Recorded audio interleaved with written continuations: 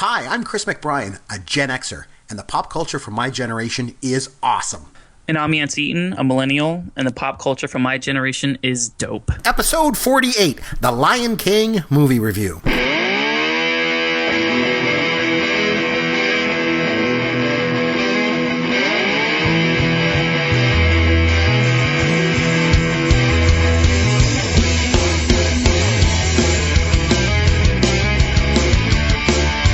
Chris McBrien here, along with Yancy Eaton. As always, you can reach us on Twitter at Yancy Eaton or at C McBrien. PopGoesYourWorld.com is the website for all of our contact information. Yancy, how are you? I'm a little exhausted, to be honest with you. We were talking off air just about, my crazy retail schedule. I allude to it every single week. It's no surprise for you guys. And I know you guys don't really care about hearing it. It's not particularly interesting, but back to school season is upon us. Here locally, the school starts for elementary, middle, and high school tomorrow. So it's just been an absolute zoo in the store that I work in, and really long hours, crazy hours, up early, up late, that type of thing. But it's nice to kind of set aside a little bit of time and just talk about something like The Lion King, basically, which was I didn't have a show, or I didn't have a movie prepared for the movie review. I actually thought that it was your turn to pick a movie, and you kind of put me on the spot, but I actually really like the selection that I ended up coming up with, just because I haven't really done any animated movies, and this is quote unquote a kids movie, but it's a complete departure from every movie that I've reviewed in the past. So I'm kind of interested to see your take on it. I'm not going to lie, Chris, if you don't like this movie, I'm going to be so pissed off. Well, I guess we'll have to see, won't we? Just before we get into the movie, I just wanted to touch base because you were saying about your work schedule and how nobody cares about your work schedule, whatever like this, but no, we do care. And just a funny thing, we were just talking off air as well. So as you know, I teach at a college, right? This is what I do, in my spare time when I'm not podcasting. My father-in-law says to me the other day, he's like, "Hey, how you enjoying your summer off?" And I'm like, "What the hell are you talking about, summer off?" He's like, "You're a teacher." I said, "I teach at college. I'm not an elementary school teacher. I don't get the summer off. Like, I'm busier this summer than the rest of the year combined." So I feel your pain, Yancy. Work gets us all, but I love my job, so I'm very, very lucky that way. But you know what else I love doing is I love getting together with you at night and doing this show. So what do you say we get right into this one? I say let's do it. Let's go. Oh, yes! I just thought it was like a new movie that came out with Channing Tatum a couple years ago. So, for those of you who are like dental enthusiasts, back in 1978, it sucks. Getting a little bit too frisky with Molly Ringwald. I am a textbook nerd. There's tons of beautiful people in the world. You co-host with one. Do you see what I got to put up with every week? Okay, Yancy, so obviously you mentioned last week, this week we're going to watch The Lion King. And we're going to talk about, this is an interesting one because to me, it's kind of on the cusp. It's not really a millennial film per se, and it's not a Gen X film because it came out in 94. So it's kind of on the cusp of both. I think it's an interesting one. So do you want to get us started? Maybe explain a little bit about why you chose this one. You mentioned you were kind of put on the spot, so this one came to mind. So this is obviously a movie that means a lot to you or is at the forefront of your mind. So why don't you take us away by telling us a little bit about why you chose this movie for us to do and kind of what you hope to get out of it by talking and hope to get out of me in this. Okay, so like you said, it is a weird selection, and it is a huge departure from any of the other films that I've ever chosen to review. But if I ever at any point in my life, as a child, as like a teenager, in my early 20s, now I'm 28 years old. If you've ever had to ask me during that period of time to list my top 20 favorite movies of all time, The Lion King has always been in there. It's moved in position. It may have moved up or may have moved down. There were times when I watched it a lot more when I was younger than I do now, but I've still always come back to it, and I've always thought of it in such a high light as just one of the best animated films and just one of the best films I've seen ever. I think from top to bottom, obviously the animation is second to none. This was a film that led, the quote unquote Disney Renaissance, where, everything at Disney all of a sudden was like coming up roses because of this film. And it led them to push into being like this huge animated feature, powerhouse. They kind of had this lull for a while during the 80s where they just weren't really gaining any traction like this. A lot of their big, franchises that they were hoping to start up basically were just fledgling. Nothing ever really caught traction. And The Lion King, it's just one of those things where I can remember being young watching this, being 6 and 7 years old whenever I first saw this. And this was the first very real time that I had to tackle actual death in a movie.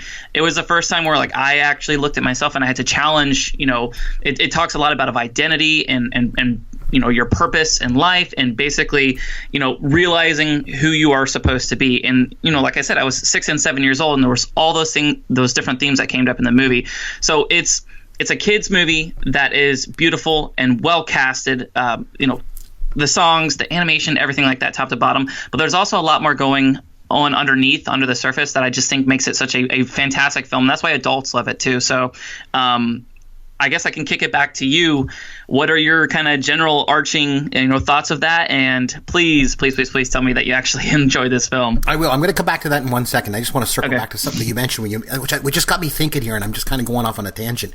You were saying that this was the first time that you ever had to deal with death in a movie. Right? That I explicitly remember having to reconcile that inside my head. Yeah. Because you would have been 7 when this movie came out, something like that. Yep, 6 or 7. Yeah, so that's perfect. And anyway, so it just got me thinking. I just went off on a tangent. So I think the baby boomers, had the same thing. They were able to deal with death through an animated film, and that was Bambi. Okay? And it's a very shocking scene at the beginning of the movie, right? No spoilers, Bambi's mother gets shot by a hunter. It's horrific. Yeah. That is horrific. Yeah, and it's something I'm trying to think of Gen X, though, and nothing's coming top of mind in terms of an animated film, maybe other than Heavy Metal. I'm just kidding.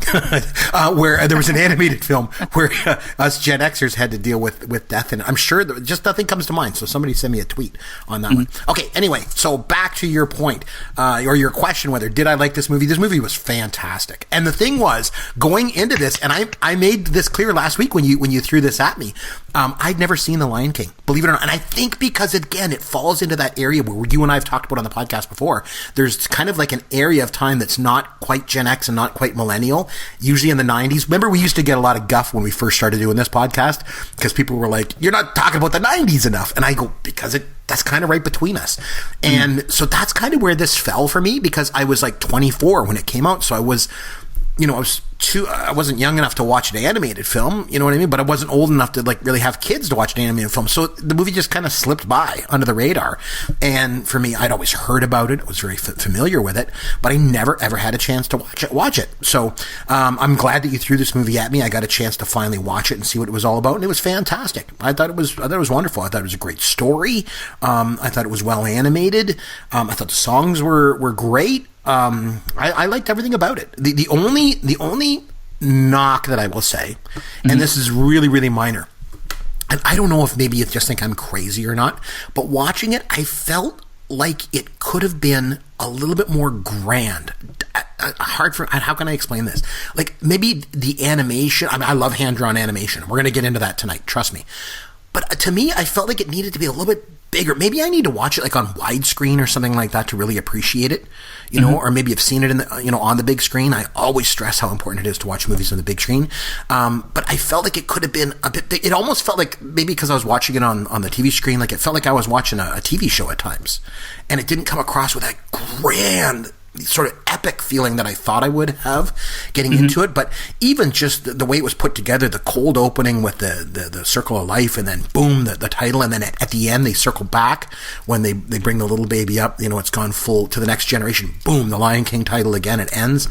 Really, really well done. Really great themes, like you say, the death scene, the vocal talent that was used in it, phenomenal. I thought it was really, really good. So good on you. That was a good one, and my kids liked it too. So there you go. They want to watch it again. Daddy, can we watch a Lion King again? They've already probably said that to me 3 times in the last 3 days. Honestly, I think it's one of the best animated films of all time. I mean, you and I, we've talked about Toy Story before. We're both particularly fond of that. This is a little bit different of a film. Toy Story 3. Toy Story 3, yeah. But for me, I remember watching this film, and we had it on VHS. It came out in '95 on the straight to home VHS box little set thing, and my mom bought it. My mom was always really big on the Disney movies, and she's replaced all of her VHS tapes with the DVDs as they come out. And it's kind of a weird choice, business decision wise, from Disney, because they always vault their movies, where you can't always just buy The Lion King, or you can't buy The Little Mermaid. They have really short, truncated seasons where you can actually buy them, and then they go back into the vault for years, and then they come back out. So I remember there was a while there where my mom didn't have The Lion King because she didn't have a working VHS tape, and it wasn't out on DVD yet. And then I remember working years ago in electronics, and people would come up to me all the time asking, do you guys sell Lion King? Do you guys sell Lion King? And there was just this lull where people couldn't buy it. And I think now it's actually slated to come back on DVD. I think even as soon as like this year, like for the Christmas season. And they're actually doing a live action rendition of this, which I think Disney's doing with a lot of their old animated classics. They're making like the the live action like they just did with Sleeping Beauty. I hope that it reintroduces like this whole new generation of kids to The Lion King, and it becomes kind of like a thing again. There were sequels to this film that I've only watched once or twice. They're honestly very forgettable. And we've talked about this before in the past, Chris, where, whenever you take a film that's super successful and you try to make it into a trilogy or to make it into like a serialized type of thing, oftentimes it just feels like a money grab. And there's a lot of that kind of going on in the second and third installments of this. But this first one is just absolutely magical. And I'm glad that you liked it. I'm curious, do you have like a particular character or a particular theme or something about this individually that you could just like speak to that really stood out to you as far as like, what did you really, really get out of it? Okay. So, well, like I said before, I thought some of the themes in it, about how really it's all about the circle of life. That's what the movie's about, and it doesn't matter if you're an animal in the animal kingdom or a human being. The circle of life is what it's all about, and it's just so it resonates unbelievably well, and so that's why a movie like this could be very, very popular and was very, very popular right across the world. There's no parochialness to this movie. You know what I mean? It's just popular in North America, and like everywhere around the world can relate to these themes. Mm-hmm. Some of the things that got me though were some of the voice work in it, and this is where I want to have a conversation because I think, at least for the most part, and then we'll talk this out and see if I'm right or not, but I think for the most part, in millennial movies, especially animated films, it seems like there's a propensity to use existing, well-known, established actors, you doing the voices, okay? Mm-hmm. But that wasn't always the case. Just so you know, Yancy, for a long time, like when I was growing up, 70s, 80s. Back in my day. Back in the golden era. Let me tell you, young man.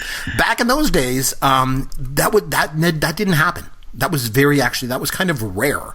And so when you went to see like an animated film, there wouldn't be any well-known actors doing the voices. There were professional voice actors that would do it. Excellent voice actors. You didn't know who they were because they were good at doing different voices, or they just had an excellent voice for the part. So it wasn't until, and maybe I'm wrong, I haven't done any research on this because it just came to my mind, but I wonder if this, to me it seems like this is one of the first animated films to come along that used well-known actors in the voice work.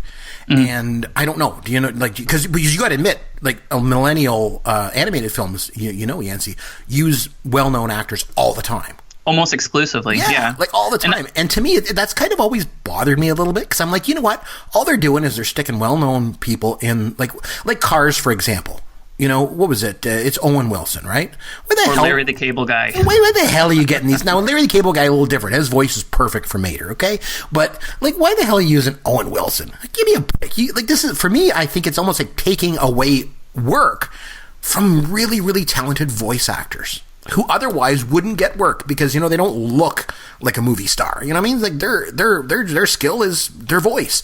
And it's like they're taking away jobs from these people in a way. It sounds kind of bad. But they're taking our jobs. But the thing is, like, I don't know. I've always sort of thought that, and I thought a lot of these movies that I watched, like I remember there was one a couple of years ago. Oh, it was like a Shark Tale or something like that. Some stupid movie, right? And it was all just like, let's cram as many well-known actors' voices. Let's get Jack Black and Will Smith and Renee Zellweger and all these. Like, and the movie is stupid. It's like they spent all their money on getting these actors in there. No money left to actually write a decent script or animate anything that was entertaining.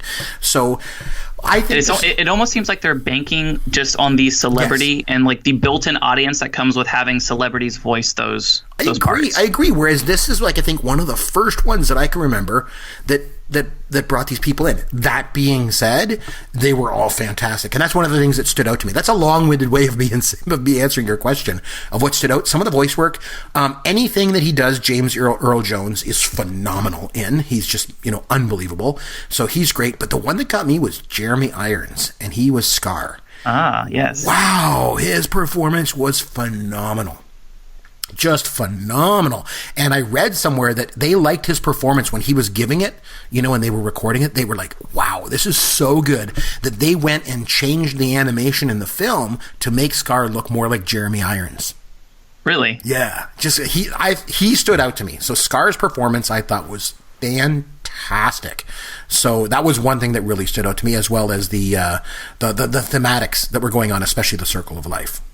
Okay. I like that you mentioned James Earl Jones, and he is so iconic just as a voice actor, and everybody immediately thinks of Darth Vader, and with good reason. And I'm not trying to say that this role that he played is any more iconic or in like the cultural zeitgeist more than The Lion King, but I think this is up there on like the Mount Rushmore of James Earl Jones like vocal performances. I only wish that he were in the movie more, but whenever he is, like whenever he revisits his son like in the clouds, basically as like a ghost or like a spirit, to kind of like push him towards doing the right thing. Like that is one of the most like powerful, like beautiful scenes I've ever seen in any movie, animated or not. So I mean, James Earl Jones is fantastic. I don't know if you noticed this, but Zazu, the little bird guy, that's Rowan Atkinson. That's Mr. Bean, yes, which I thought is like one of the best. I mean, who else is in there? Matthew Broderick is Simba. I thought he was fantastic in that. And I totally agree with your point that you're talking about, where I thought it was funny. Sorry to jump. I thought Nathan Lane too, and I love the fact that it was Nathan Lane and Matthew Broderick working together, who then obviously went on to work on the producers and things like that. Yep. But working in animation so different. They never even met. They met once, like passing in the hall, working on. Oh, really? Other than that, they didn't. They never spent time together. Right? There was no need to. Yep. I mean, Whoopi Goldberg was in it too, and even Cheech Marin. Yeah, he's so good. I think they tried to get Tommy Chong to play one of the parts, and he was unavailable. But anyway, such is life. Yeah, but I mean, you were talking about like actual vocal actors and stuff. Jim Cummings, I'm not super familiar with him, but I was digging into his IMDb page, and he actually he seems like one of those people where he just almost does exclusively voiceover work. Like he's done a ton of animated films. Like he's done Shrek and stuff like that. Aladdin, hasn't he? Yeah. So like he's like your actual like atypical voice person. But so I totally agree with the point that you were making at large, as far as like these all these movies now. Like I wish they were actually just like professionals doing real voiceover work. But for this particular film, I think they actually kind of nailed it on almost every single part. I mean, like you mentioned Whoopi Goldberg, even she was like really, really good, and she just played like a dorky hyena. You know what I mean? Yep. I just thought all the casting choices were really, really strong. Like Jonathan Taylor Thomas, just like as a kid, you know what I mean? Like whenever he was younger, as young Simba. I mean, all the parts are so incredibly like perfect. I don't know. Can you remember a specific scene? I know you only saw it once and you were watching with your sons, so it's kind of hard to remember like a particular quote. But is there any line of dialogue that you can kind of like hold on to that you want to share with us? Because I definitely have. I'll probably throw that back to you. I don't think there was dialogue. To me, I like when things go full circle. It comes back from my days when I used to do improv. And when I did improv, one of the major things that I would always strive toward doing a scene or anything I would do was I've got to have some sort of circular closure. I always thought it was very gratifying for an audience to come full circle and to come back to where we started. That was always something I was sort of strove toward. And so I think for me, that's always been a theme that's always in my mind whenever I watch movies, TV shows, anything like that, or act. And so for me, I guess the final scene when they bring up his baby and hold it forward and it's just full circle and goes back to the title, I thought that was one of the strongest scenes. So, but I'll throw it back to you. You've probably got lots of, lines of dialogue and things like that that you loved. Yeah, I have a lot, but one that always stuck with me, and it kind of changed my worldview a lot. And I know this sounds incredibly, incredibly corny, but I mean every bit of this. But there's a scene where at the very beginning of the movie where Mufasa is showing Simba like all of the lands, all of these pride lands, and he's basically saying everything that you see here, everything works together in this really delicate balance. And he's talking to him, whenever you become king, you need to understand that there's this balance and you have to have respect for all creatures. And he says, from the crawling ant to the leaping antelope. And of course, Simba asks him, but don't we eat antelope? And he basically talks about, yeah, but we eat the antelope and we die, our bodies become the grass, and in turn the antelope eat the grass. And he just talks about how we're all connected and it's this circle of life, like you mentioned, everything coming back full circle. So like it was really weird to me because like I used to associate an animal like a lion as purely a predator, you know what I mean? And he is, by default he is the bad guy, and then if he eats the antelope, then they are the good guys and they're victims in all of this. But that was the first time that I really thought that like everything is incredibly harmonious when it comes to life like that. And I don't know if I've ever mentioned this to you, Chris, but I'm not a vegetarian, I'm not a vegan, but I also don't like needlessly kill things just to kill them. You know what I mean? Like I'm the type of person where if there's a spider inside, I will, cup it and I'll take it outside and just let it exist somewhere. I don't think it's a crime just to be like a living organism and you just happen to be out of place and hence you should die. You know what I mean? And I honestly, like I said, this sounds super cheesy, but I got that worldview from watching The Lion King, and that's like stuck with me my entire life. My wife thinks it's super weird. I mean, spiders kill them, but that's like probably the main theme that I pulled from Lion King as a 6-7-year-old kid, and it still sticks with me now. Do you like watching South Park? I don't think I've ever asked you this question before. As a total, 180 here, do you like watching South Park? I do like watching South Park. I've probably only seen maybe 15 episodes, but I've enjoyed the heck out of it. We have to talk. We have to do an episode of South Park sometime on this podcast. Okay. I love South Park. But I remember there was an episode of South Park with Mr. Hanky, the Christmas Pooh, and he was there with his son. And his son's like, oh, we're insignificant because we're just Pooh. And he's like, oh, no, son. And he takes him up to the mountain, and it's a recreation of The Lion King, and he shows him how there's the circle of Pooh, and he's like singing this whole thing, the Pooh of the antelope, the Pooh of the giraffe, and I remember laughing because when I had seen that episode with the Pooh of the antelope, the circle of Pooh, what is it called? Like I had not seen The Lion King yet, obviously. So now I watched The Lion King afterward, and I just laugh. Anyway, it has a new life. Total aside, but it's just funny that you like that scene. I have a question for you. I want to talk about something in regard to this movie. I want to know what your thoughts are on different types of animation, and here's why I'm going to bring it up, because basically these days everything is computer generated, right? But you were kind of born on the cusp, because you had movies like this one, The Lion King, when you were a kid. So there's a bit of exposure for you to the good stuff from the golden era, like I was saying earlier. So you grew up with both, right? So what are your thoughts on hand-drawn animation like this versus computer animation?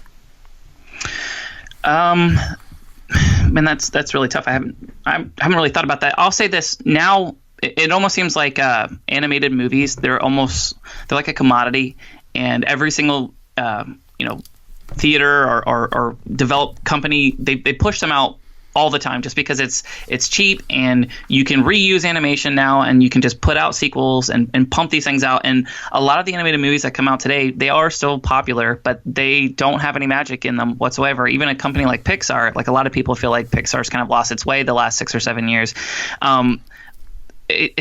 I don't understand why I feel this way, but thinking about movies that I used to absolutely love whenever I was a kid, like Aladdin and The Lion King and The Little Mermaid, even I love those actual animated movies. They just felt so much more magical because I knew that they were animated. I knew that they were a cartoon. I think whenever you get these animated movies where they try so hard to like almost be super hyper realistic, like Finding Nemo or Frozen or Zootopia or whatever, it misses something. And I can't really like pin down exactly what I'm trying to say, but those movies kind of just by default, because they all kind of look the same, there's not really a redeemable quality to them. There's not something that makes me, the vision of The Lion King starting off with the leafcutter ants, and then you hear like this song, like, as the sun comes up and you see all these animal and stuff gathered, like that's so iconic, and like that animation is literally burned into my brain forever. Whereas with most animated movies that come out today, they just seem really cookie cutter and kind of forgettable. You know what I mean?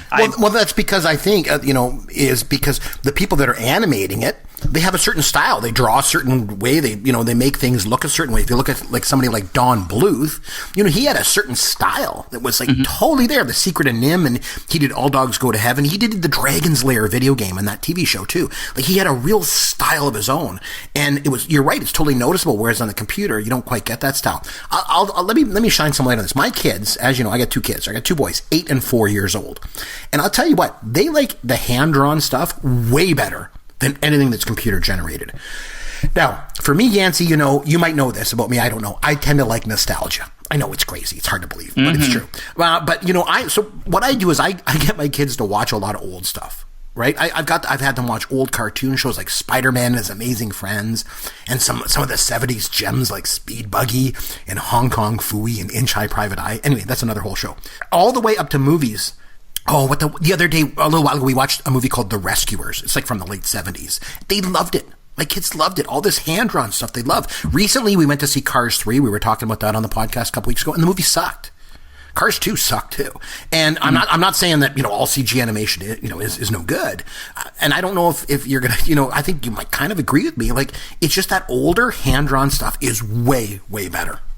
It almost seems more human. You know what I mean? Like, you can actually see personality and, like you said, like different styles and you know, decisions come out because people had to do that stuff by hand, you know? Like, there's no intermediary as far as like machinery goes, or, you know, computer aided anything. It's just people. And by the way, The Rescuers is a fantastic film that I've watched like 50 times too. Oh man, my kids loved it. I saw it in a movie theater when I was like, I don't know, 7 years old or 6 years old or something like that. My uncle took me to see it. Same uncle that took me to see Star Wars. Oh, he's like my favorite uncle. And I was gonna say, cool uncle. Yeah, well, he's awesome. He's great. I was in his wedding party. No, anyway, another story. But so we've remained close all these years. But yeah, no, I love that movie. I thought it was great. And I was like, one day we were like, I don't know, it was like a rainy day.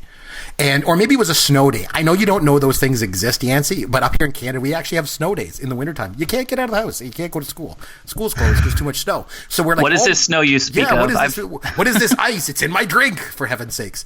It's all over the ground up here in the winter. But what happened was, I think it was we were having a snow day, and we're home, like, what are we going to watch? Let's watch a movie. So we put on The Rescuers, and the kids loved it. They were just mesmerized by it. They just sat there just like wide-eyed and just loved the whole thing. What about, again, another tangent here I'm going to go on for a sec, but I think it's worthwhile talking about because we're talking about animation. What about claymation? Do you know anything about claymation? You ever watch any claymation? I've like the stop motion stuff, like Rudolph. Yeah. Like when I was a kid, there was all kinds of claymation, stop motion TV shows, like Gumby. That's before my time, but stuff like Rudolph, like you mentioned, or the Little Drummer Boy, or that Santa Claus is Coming to Town. Remember that one? God, that one was awful.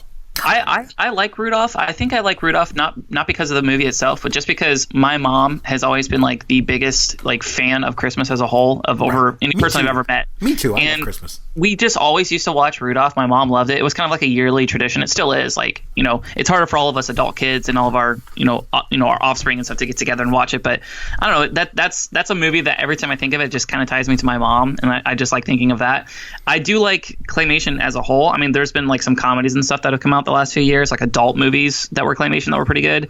I don't know if you're a big Radiohead fan either, Chris, but on their last album, they released a music video for Burn the Witch, which was like their, like main song off that album. And it's all claymation too, which was actually pretty cool. But that's kind of seems like a lost art. Like you said, it must have been a lot bigger back in the day. You don't really see that type of production going on. I know it's very, very tedious and like super time consuming, but I mean, it's cool. Yeah. And I just like you said, I think with all the computer generated stuff at people's hands with the software that they have, they'd rather do that. It's easier to do or whatever. But, yeah, the only reason I bring up claymation because it's like hand drawn. It's just kind of gone the way of the dinosaur, and it's too bad because it had its own style. There was another thing. There was this when I was a kid. There was this one show on TV. It was called Davy and Goliath. You have to go and like Google this stuff, okay, Yancy? I've seen this. Davy and Goliath. It was like this claymation show. You've seen it before, right? Yes, my grandmother, I think, had like a box set of this or something. Oh, yes, my I've seen goodness. It's this boy named Davy, obviously, and his dog Goliath. And it was really, really religious. And like the dog would be like his conscience. And like Davy would go to like to shoplift something. And the dog would be like, but Davy, God wouldn't like it if you did that, Davy. God, what would God think, Davy? And then he would like, oh yeah, I can't steal the thing, right? And I remember some guys went and spoofed it. They did a show called Moral Oral. It came out in 2005, I think it was. Mm-hmm. It was on Adult Swim on the Cartoon Network. So if you check out Moral Oral, it's like a spoof of Davy and Goliath. But anyway, just neither here nor there. Claymation, hand-drawn stuff, all circling back to The Lion King. I just think it was better. And again, I harp on this every week that, it's the old stuff that was good. But I just think it was better. It was just better. Animation was better when it's done. When there's some artistry that goes into it. I'm not saying that CG stuff isn't artistic. Right. But it's lacking, like you said, there's a certain human element. The fact that somebody put a pencil to a piece of paper and started to draw. and then brought it all to life. And there's so much work goes into it. You know, like there's just something about it that makes it. And when you're watching a movie like The Lion King, to think someone drew all this.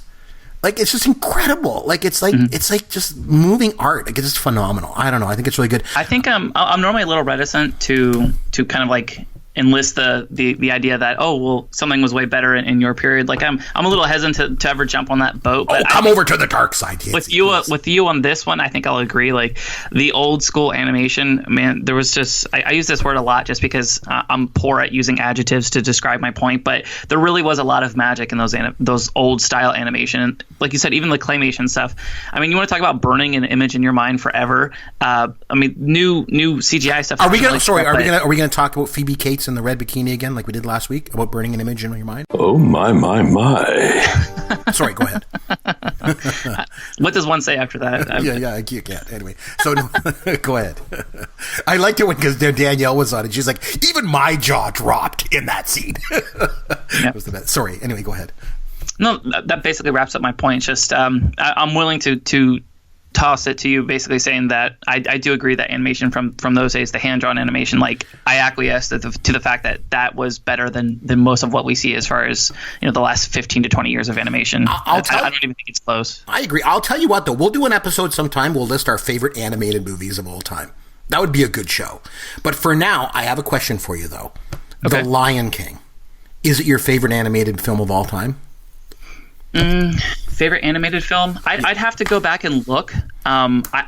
If it's my favorite child animated film, I think it's like a 1A and 1B between The Lion King and Aladdin. Like, I was big on Aladdin for multiple years. Almost like I was too old to like Aladdin as much as I did. And I, as an adult, with, you know, after Robin Williams passed away, I kind of like went back into that whole phase of like watching like all of his old movies and stuff. Like, I watched Flubber like the day after he died, which one of his worst movies, but even still, like, he was magical in it. I love Aladdin a lot. If I had to say an animated like kids movie, I think it would be number one for me all time. Very good. And it's just another tangent there. If you like Robin Williams, I do. You got to go back and watch a movie. It was from like 1982, and it's called The World According to Garp. Garp? Garp. G-A-R-P. Write it down. The World According to Garp. Just trust me. Maybe I'll get you to watch that sometime for an upcoming show. Let's just stick a pin in that one and we'll come back to it, okay? Okay, yeah, sure. Deal. Okay, and right now, though, it's time to have some fun with Yancy. Okay, some trivia time. You ready? You ready to go here? Let's do it. All right, you like The Lion King. You obviously love this movie a lot, so I've got some questions to throw at you, young man, to see how much you know. Jonathan Taylor Thomas, you mentioned him, right? Mm-hmm. He voiced, obviously, the main character, one of the, of Simba when he was young, right?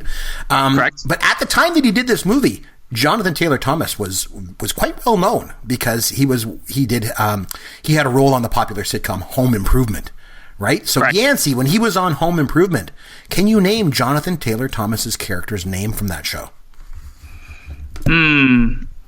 Oh, wow. Man, I used to watch this show a lot. And even when I know that it was like syndicated. I know that you watch. I'm trying to remember. Do you remember his name? His last name was Taylor. I can't. Randy Taylor. Randy Taylor was the name. Okay, The Lion King. They obviously had a trailer for this movie when it came out. And when the trailer came out, the trailer was made up entirely of one whole scene. That was the trailer. Yancy, can you name the scene that was used for the trailer? I mean, was it the opening scene? Yes, it was. I'll give that to you. It was the opening scene. It was a circle of life. The whole scene was the trailer. Very, very kind of unique, you know? Mm-hmm. Okay, so we kind of touched on this tonight, but like most successful films, Yancy, The Lion King, of course, spawned some sequels, all right? And the first one came out in 2004.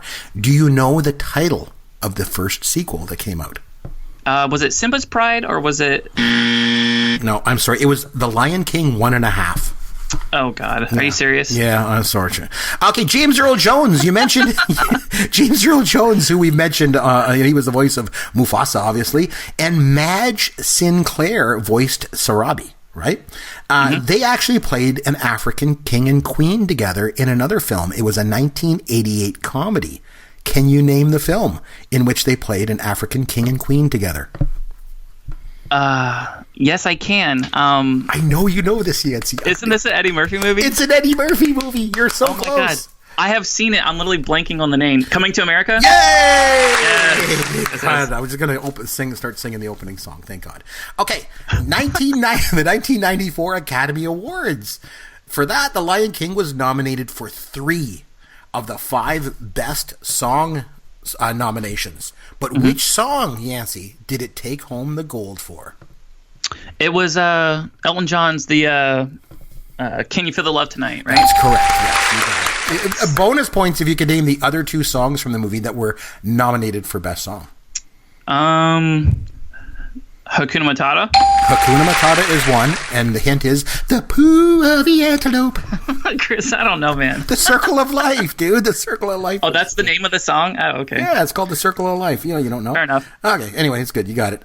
Okay, so in 1994, when it came out, The Lion King, it was The Lion King, Yancy, but it was not the king of the box office. You see what I did there? So that year, it finished in second place in terms of domestic gross. But can you name the movie that took home more money at the box office in 1994 than The Lion King? I can. I actually went to the old school drive-in theater. My parents took all 4 of us kids. It was Jurassic Park. Oh, jeez, no. Jurassic Park came out in 93. It was Forrest Gump. No. Yeah, I thought you were going to give me this crap that, I was only 7 at the time. Wait, are you sure? Are you sure? Because The Lion King grossed like almost $1 billion. Yeah, well, I'm talking domestic boss. I said domestic gross, and Forrest Gump was ahead of it. Forrest Gump made more money. It made $329 million versus $312. So just domestic box office, Forrest Gump. And it doesn't matter anyway because you said Jurassic Park, and that was a year too early. Yeah, so I'm wrong anyway. But yeah, okay. And like I was going to say, like I thought you were going to pull the whole. Well, I was 7 years old. How would I know? Because you've done that. Because here's the thing: I was 7 in 1977, and I remember what movie took the highest gross at the box office in 1977. It was an easy one because it was Star Wars, so it doesn't really count. Okay, so but the one thing is though, Yancy, was, and you mentioned about the video of Lion King, though, it is the best-selling home video of all time. The Lion King, 55 million copies sold to date. Crazy. Wow. It's also, I don't know if you knew this, but it was the #1 selling soundtrack of all time. It went platinum 10 times, so it was certified diamond. They sold over 10 million soundtracks for just The Lion King. Okay, well, all this talk of money that it's made and all that kind of stuff kind of segues into this last one for you. Okay, so when it came out, The Lion King became the highest grossing animated film of all time. Its worldwide gross was $968 million. Man, that's a lot of money. So it was the highest grossing animated film of all time until it was passed by what film, Yancy? It was passed. Do you know the movie that passed The Lion King to become the highest grossing animated film of all time? Oh, I know it's a new one. It's like Frozen or Shrek. Well, Frozen is the highest grossing animated film of all time from 2013. But back in 2010, there was a movie that came out that made more money than The Lion King. To temporarily, for 3 years, become the high. We've already mentioned it once on this podcast. Toy Story? Not Toy Story. In 2010? I can't remember, Chris. Toy Story 3. You were close. Toy Story 3. Oh, okay. All right. Well, you did pretty good. You love this movie, obviously. You got some of the trivia. Some of it you didn't get, but it's all good. I did okay. Yeah, I did okay. Normally I do pretty bad. So. I think you did pretty good, except for Jurassic Park. I gotta get you that one. So next show, Yancy, I got something for you. I think you're gonna like this. Since you love sci-fi so much, you're a sci-fi fan there, young man. I decided to invite our good friend, Caveman himself, Derek Myers, to join us on our next podcast. And I thought we would get together and talk about the 1981 science fiction classic Blade Runner. What do you think? I think this is another film where if you don't like it, I think it's going to greatly hurt our relationship. So it's a Gen X film that we got to watch, and it's a science fiction movie that we're going to watch. So you're going to love that, and we're going to bring on a guest who loves this movie to death. I was talking to him about Blade Runner. He's like, I have to come on and do this show. So okay, no problem. So we're all going to get together next show. We're going to talk about Blade Runner. So let's do that. Until then, if you want to reach us on Twitter at Yancy Eaton or at C McBrien, make sure you go to popgoesyourworld.com for all of our contact information in case you want to send us an email or anything like that. But until next time, this is Chris McBrien for Yancy Eaton saying thanks for listening to Pop Goes Your World, the pop culture podcast for the generations. Thank you for listening to the Pop Goes Your World podcast. continue the conversation on Twitter at @CMcBrien or at Yancy Eaton. Please consider leaving a review for the podcast on iTunes or wherever you download and listen to the show.